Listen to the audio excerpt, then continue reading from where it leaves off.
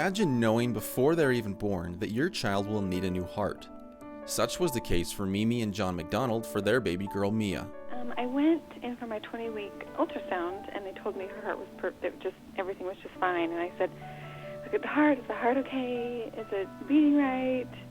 Is everything, look right with her heart? And they said yes. According to DonateLife.net, almost 100,000 men, women, and children currently need life-saving organ transplants. Another name is added to the National Organ Transplant waiting list every 12 minutes. We were just encouraged to come back every week and make sure things haven't declined. And so I had fetal echoes every week, and I just kind of took it easy and just kept praying, hoping for the best. And she just tried to, I would lay in bed and make sure I could still feel her moving, and it was nerve-wracking, but I kind of knew that it was going to work out the way it was supposed to. So we just kept talking her. You can do this. And she did. She, in fact, towards the end of my pregnancy, my cardiologist actually said that her heart, because it kept going downhill, and he actually said it kind of stabilized, so that was nice. And she was, for a lot of her stays, she was intubated and all different, breathing aids, and it was a really heartbreaking time for our family to see her, suffer so much. But we knew that someday we would get that call, and we hoped that it wouldn't be too late, and eventually that call did come, and that was a huge answer to our prayers. And when I found out about her, she hadn't gotten her heart transplant yet. They were still waiting for a donor, which was a really sad process because pretty much somebody had to have, like you said, a stillborn baby or a small child that was going to die. Finding out about the McDonalds and their situation in Washington, two students, Dane and Mike Smith, decided to put together a fundraiser. So she contacted me and said, hey, there's this baby. She explained the situation and said, I'm going to be doing a run-a-thon. Do you want to donate some money for each mile that I run or for each lap around the track that I run? And I said, sure, that'd be great.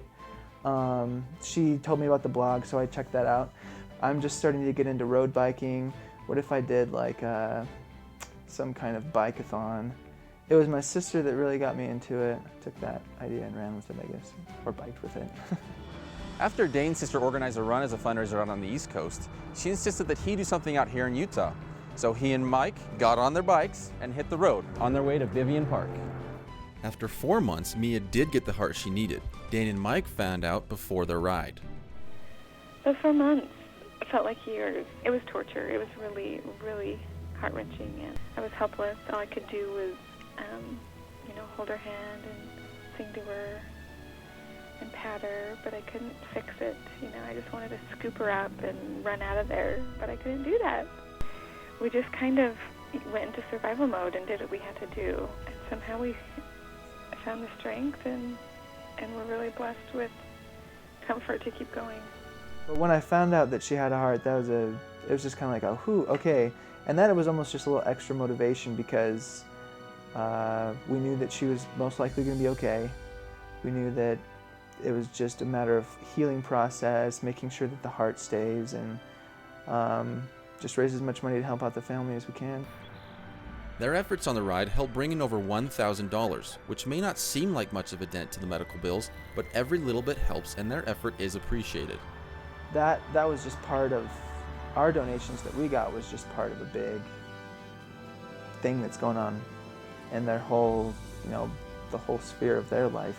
They've got so many people that are donating money and stuff, and so I'm just glad that I could be like just a small part of that, because if my efforts are multiplied by other people doing their thing too. It's just really touching that complete strangers are trying to help and concerned with our family, and yeah, it was really it just kind of cheered you up a little bit, knowing that people cared and that they were doing things for our family. Mimi is grateful for all of the support and understands the blessings that come when others are willing to donate and give of themselves, literally. I am grateful that we have our little baby, and I'm grateful for everybody that helped us in our journey, and that took the time to care and to pray and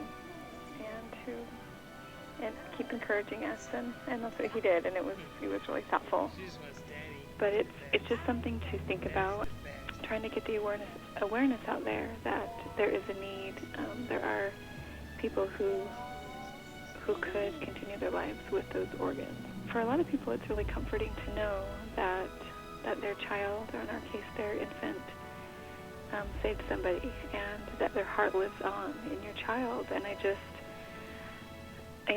it's really hard. It's like this incredible gift that it's really hard to wrap your mind around, because it's my daughter's life, and it's really something you can't really say, thank you just isn't good enough, because it's just such an incredible, amazing gift. I think one thing I learned from this is how easy it is to. It wasn't like this was a really hard process. It wasn't. To be perfectly honest, if you clocked how long it took me to prepare for this, it probably was like less than 5 hours. It took virtually no time. So anyone can do this for anybody. It's really easy.